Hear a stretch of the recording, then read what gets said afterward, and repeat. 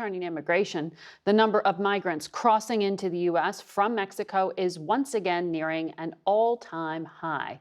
Last week, Customs and Border Protection recorded nearly 19,000 apprehensions in its Tucson sector alone. And that is where we find our Adam Yamaguchi. Every day last week, hundreds of migrants gathered to turn themselves over to border agents at the Lukeville crossing in Arizona, near a port of entry that was officially closed Monday due to the massive number of arrivals.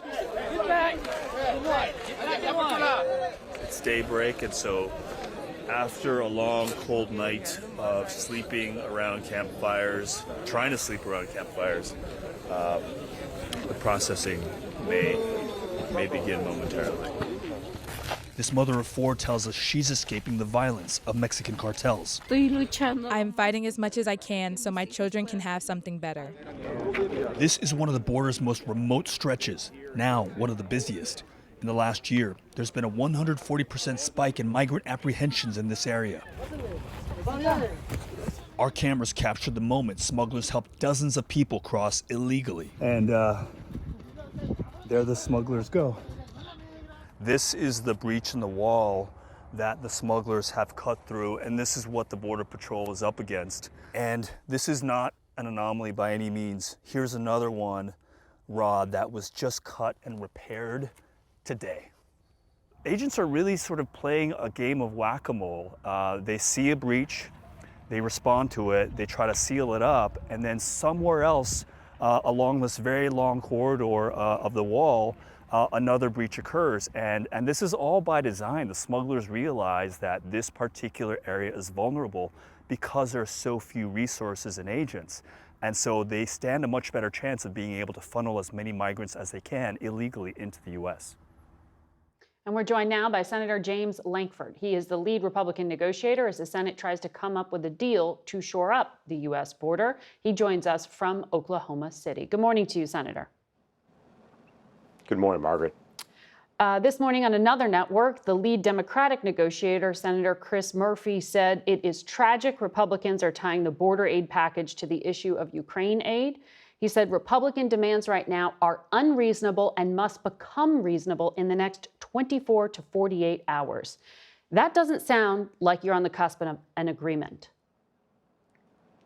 So let me just try to make a couple things clear on this. Actually, this started with the Biden administration saying that we need to do a national security package that has Israel, Ukraine, Taiwan, and the border.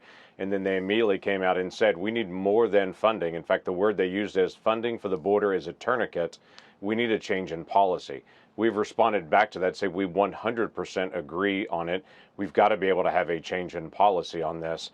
Right now, the push and pull is really a political push and pull rather than as anything else. If I talk to just about anyone in the country outside of Washington, D.C., they would say the border is chaotic right now. We had the highest number of crossings of any September ever last September, the highest October ever, the highest November ever, and we had the highest single day just this last week. It is literally spiraling out of control.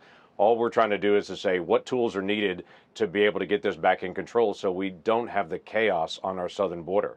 Well, the president is asking for that $14 billion, as you said, but they separate funding from policy changes.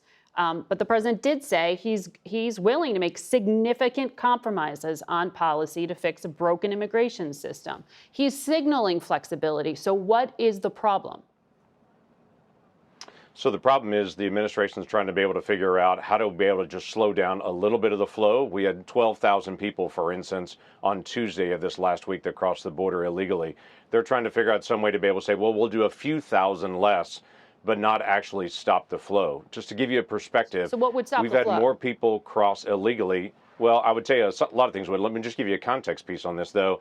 You take any year during the Obama administration, we've had more people cross illegally just October, November, and December so far this year than we had in any year in the Obama administration. So this is not a matter of just let's turn it down a little bit. We've got to figure out how to be able to manage this. The first things first is asylum.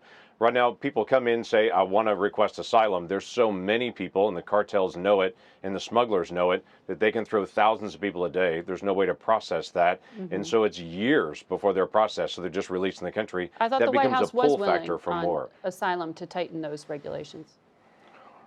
Right now, we're actually screening about 500 people a day for asylum. A typical day in this last week was 10,000 people a day. Even if you double or triple, as the administration would say, well, let's just double the number of screenings we're doing. Now we're screening 1,000 people a day, and we're still releasing 9,000 people into the country. So that doesn't manage the actual issue. We've got to be able to figure out how we're going to manage capacity and what does it actually look like. As long as we're saying we'll screen 1,000 and then we'll release everyone else into the country. The cartels know that, and everyone coming will just pay the cartels, and they know they'll be released. Okay. Well, I know you don't want to negotiate in public, but I want to talk to you about what you are actually proposing to fix the problem you're describing. So let's take a break, and we'll come back and continue that conversation. Stay with us.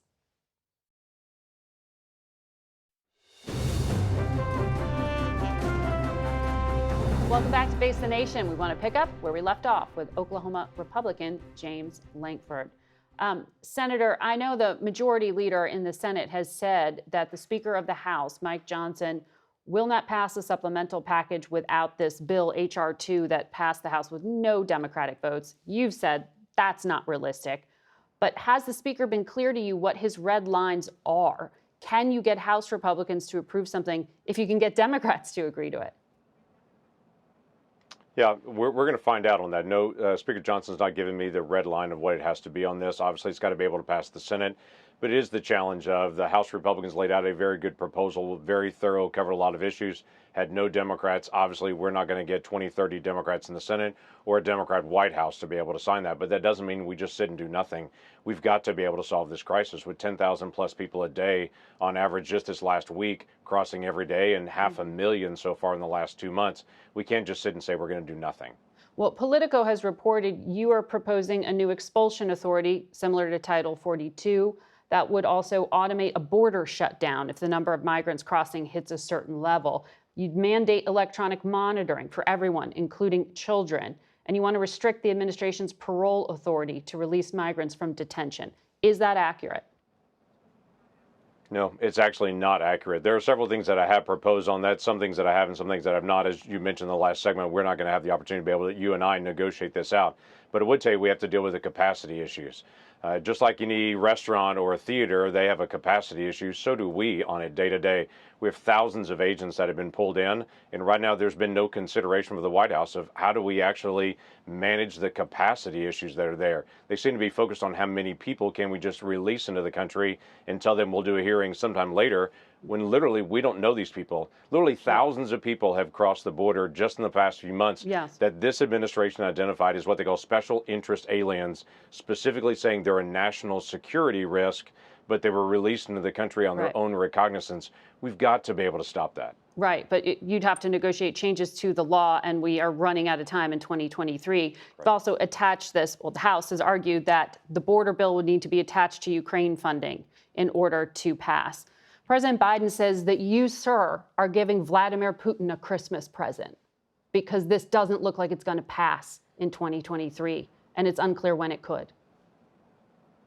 Yeah, I'm by far no fan of Vladimir Putin, and the president knows that full well. This is not a Christmas present to him. Actually, the president himself started by saying, if we're going to deal with national security, we've got to deal with Ukraine, and we have to deal with the border. We've responded, that's correct. I don't meet very many Americans that think what's happening at the border is going well. And even the president's team themselves actually said if you hand them more money, it doesn't solve the problem. It just facilitates more people coming into the country. We have drugs coming into the country. We have national security risks coming into the country. And they've literally shut down legal migration. The San Ysidro port, the busiest port in America, was shut down this weekend as they moved all the staff off of legal migration to help facilitate illegal migration. That's got to stop. No, we're seeing in our own polling that this is a top issue for Americans. So the president would be incentivized here. But what you're talking about is policy changes and this linkage to Ukraine. The president says if they don't get this funding now, that it will kneecap Ukraine on the battlefield. Can you get Ukraine aid passed separate from this? No. No, the focus is, we hear from so many people, is why would we deal with other people's national security and ignore American national security? Why would we literally allow people across our southern border this administration labels national security risks by the thousands coming into the country, separate from just the migrants that are coming from employment? We have individuals they've literally labeled national security risks coming into the country. Why would we not work to be able to stop that? We can do two things at once. We're the United States of America. These negotiations haven't been going on a week. They've been going on months. Right. So we've come a long ways. It's time to be able to finish this, make a decision, and do what we can do to be able to help the nation. We can't do everything on the border, but we can do the things to actually begin to control the border so that the United States is in control of our boundaries, not the cartels. Well, we will watch and see what you're able to get done in these coming days. Senator, thank you for your time. And now for the administration's position on that national security funding package, we turn to the head of the Office of Management and Budget, Shalanda Young. Good morning to you. Hi, Margaret. Good to have you here in person. Thanks for being here. But let me just start with what we were talking about here. Is the president going to get more directly involved this week? We know his chief of staff has been involved in these border talks. If this is an emergency, does he need to be more hands-on? Look, Congress is having conversations. You heard Senator Lankford's purview. Conversations are happening that need to happen. The one thing I agree with that the senator said is it's time. I sent a letter to Congress outlining the stakes if Ukraine aid is cut off, what that means. The one thing I do take issue with is Americans want their national security taken care of. We agree with that. What happens if Putin marches through Ukraine? What's next? NATO countries. Right. Our sons and daughters are at risk of being a part of a larger conflict. And it's not just Putin, other dictators watching what Congress is doing. Right. What signal does that send? So our national security is also influenced with not providing Ukraine. But you're talking past each other because Senator Lankford is saying he also agrees aid for Ukraine needs to pass. It's this method of being able to get it through Congress that seems to be the problem right now. Can there be a deal on the border, do you think, that would unlock the Ukraine aid? So I've done a lot of funding negotiations over my career in this town. Negotiations that fail is when one side can't take yes for an answer. They push for too much. They push for an H.R. 2, which, as the senator pointed out, all Democrats voted against. The White House had a veto threat. You can't have everything your way in a negotiation. Democrats and Republicans have to vote for this bill. So I agree, it's time to cut a deal that both sides can agree to. So let's talk about Ukraine specifically. You warned in October and back in September that funding was running low. You sent a letter Monday to the speaker saying, we are out of money to support Ukraine in this fight. This isn't a next year problem. When precisely will U.S. funding be exhausted? Look, we have, budgetary standpoint, we have about $1 billion left to replenish our own stockpile. So this comes down to a policy decision. Do we risk our own U.S. readiness as the world is more complex? We've seen it. Or does Congress ensure that we can protect our own national security while also being there for our allies like Ukraine? And it shouldn't be either or. Congress should do what it's done several other times in a bipartisan manner, fund our own national security, and make sure we are there for our allies. And by the way, Margaret, I think it's important to know the majority of money that we talk about for Ukraine stays at home. Our defense industrial base gets the majority of this funding to build more equipment, weapons, ammunition. That means American jobs, good paying American jobs. Right. So a deal you're not completely rolling out here. But I want to ask you to weigh in on some of the polling that we shared with our viewers. The top two issues for American voters are inflation and the border. And the president gets large disapproval rates for handling inflation. And Americans think his administration's actions led to it growing, as you can see there, not slowing. Why don't you think the president's policies are resonating more? Look, the president gets it. I get it. I have a 95-year-old grandmother in Clinton, Louisiana, so I get firsthand feedback on what people are feeling at the ground in these small little towns like I'm from. So I get it. The macro numbers are going as well as anybody could have predicted, right?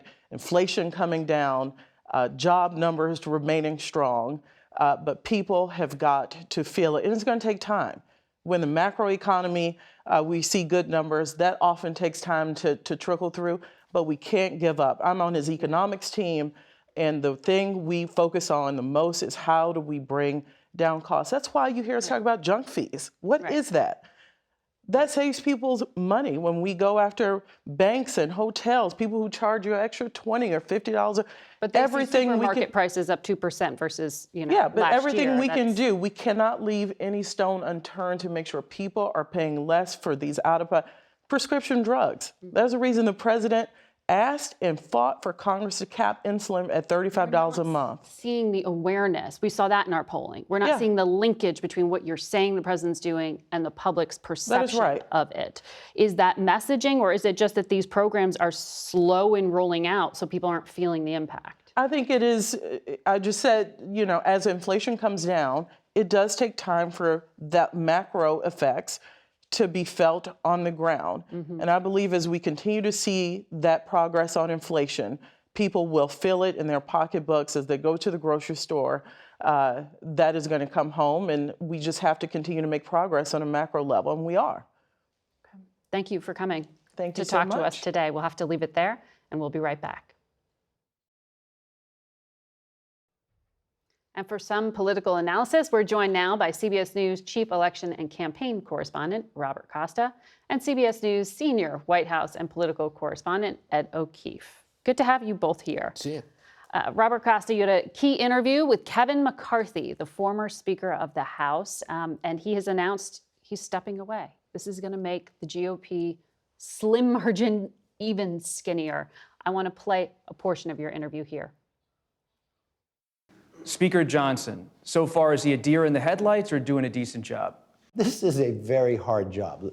If I was the best to give advice, I'd still be in it. And to be fair to Speaker Johnson, he didn't have the years before to plan. He wasn't the majority leader. He wasn't the minority leader. He's doing fine. And it's like anything else, 10,000 hours, you improve at your job. I think the best advice I could give to him, you're the Speaker of the House. Do not govern in the idea that you're afraid somebody's going to make a motion to vacate. When I made the decision to pay our troops and not shut down, I knew they were going to make a motion to vacate on me. I didn't even know the Democrats would go along with it. But what I did know is I had been in that room before. I had watched what has failed. And I knew at that moment that when I thought before I ran for office, you'd always tell yourself, would you do what you think was right? Would you literally risk your job and do it? You say you would, but when you came to that moment, I hope history writes that I actually did what I said I would do before I ever got elected when that moment came. And I would do it all again, because I hope others would look at that and do the exact same thing. It was right. He's passionate there. But what he's putting his finger on is that question of, can Mike Johnson govern and, by the way, work with Democrats?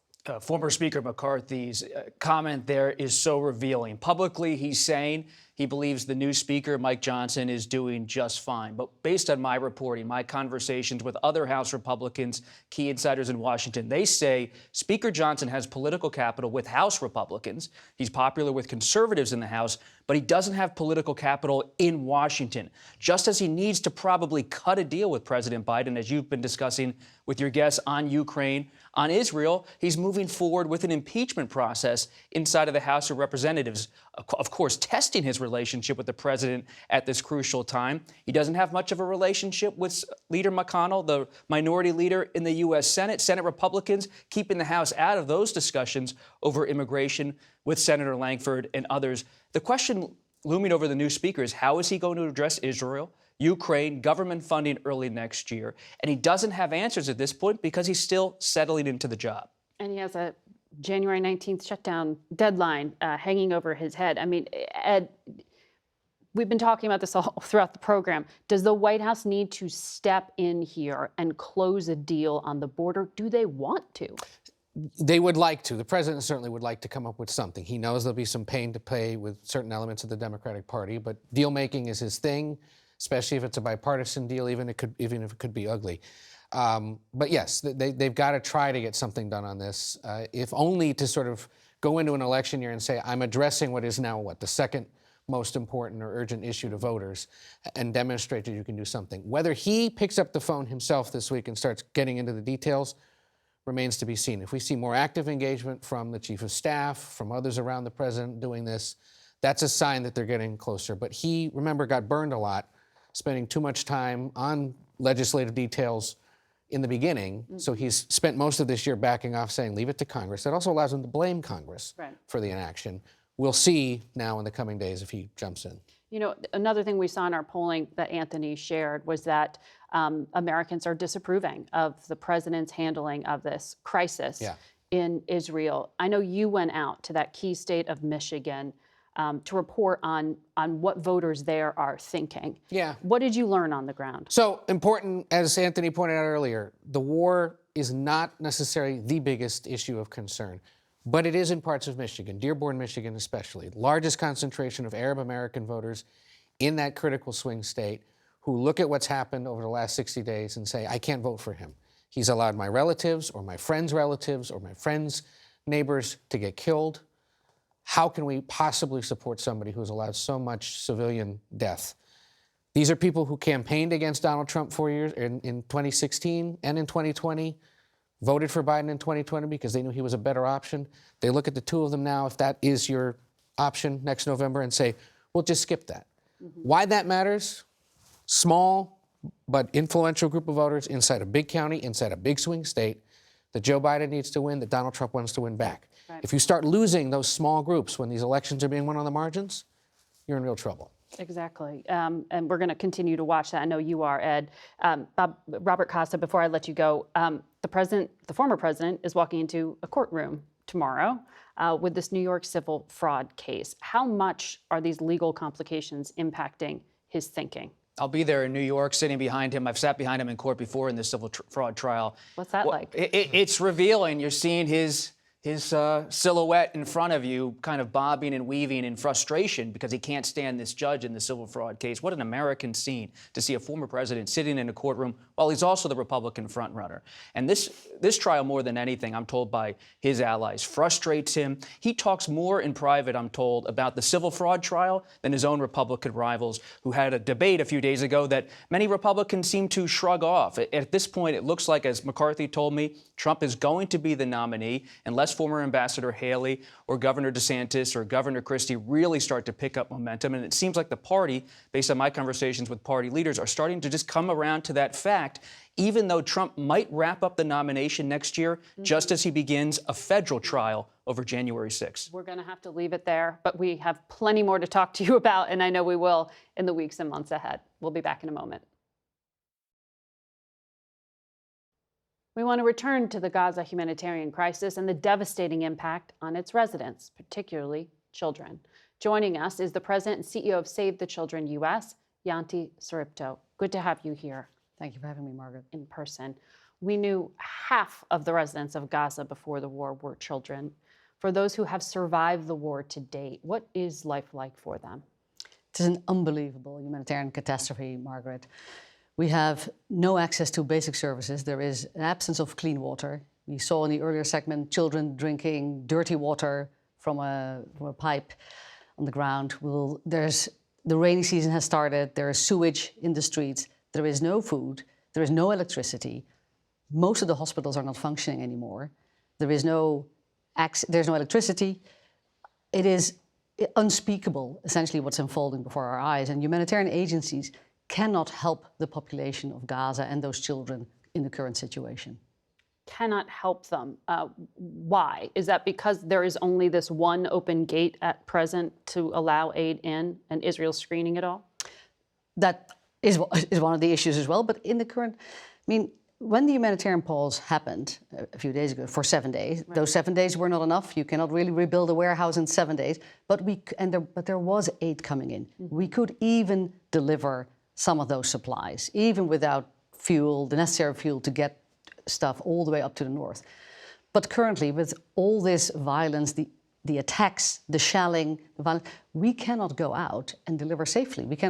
We also cannot ask families and children to come out and receive those deliveries, because that is not safe either. People are putting up tents in the middle of the road because that's the only way to get shelter currently. You know, I think any parent seeing images of a child in pain or suffering, it is just so hard to stomach. But the other statistic that I saw from the UN was that 180 women give birth each day in Gaza. And UNICEF said 105,000 breastfeeding mothers are struggling to even feed themselves. If you aren't getting a newborn baby food in those first 6 months, you are setting them up for a horrible life. So what is happening to that next generation? Well, exactly right. We see, mothers can't feed their children. Mothers are giving birth in overcrowded shelters. They're having C-sections without anesthesia. I mean, we've got premature babies in incubators that cannot run because there's no electricity. No, it is absolutely horrific what is happening to this generation of children. And we know that if they don't get the food and the necessary supplies that they need, certainly in those first, months of life, that is already setting them behind. The U.S. vetoed that ceasefire call at the United Nations. Right. And afterwards, your organization released a statement, said Israel is forcing civilians into so-called safe zones that cannot accommodate them and, quote, deliberately depriving the civilian population of food, water, and fuel, willfully impeding relief supplies, and using starvation as a method of warfare. That is a very strong allegation in that press release yesterday. Why do you say this is deliberate? Look, humanitarian organizations like ours, we're really running out of words to describe how bad it is. We work in crises all over the world, from Afghanistan to Sudan, to Ethiopia, to the Democratic Republic of Congo. So we are no strangers to war and conflict. But what is happening here is that there's 2 million people, 1 million children in a very, very small space. There is no way to get out. Nobody can flee, which is not the case in most of these other crises. And there is nothing coming in, and there's an absence of basic necessities. So the siege that's put upon the people of Gaza is not, we cannot do it. There is no market of sorts to allow people to get access to food and water and anything they need. So we think that is a willful, It's a choice. It's a choice. It's a choice, and it's withholding aid from the population. The United States, the president himself has been on the phone pressing for aid to flow in more. There are other ways to get into Gaza. Israel controls those gates. Yep. Have they opened yet? Because the White House said they were about to. We haven't heard anything of that effect. The Rafah crossing is open. It was never set up to allow for that capacity of aid that is required. Also, we haven't seen even those 100, 150 trucks, 200 trucks come across the Rafah crossing over the past couple of days after the ending of the pause. So we are continuously calling for Kerem Shalom to also open, to allow for more to come in, if and when the fighting stops. Will you stay working in Gaza? Can you? We will. We have been there since 1953. We're not leaving now. We have 25 staff there. We won't leave, but at the moment, working for us in a safe and quality way is impossible. All right. Thank you for sharing that story of what's happening inside. We'll be right back.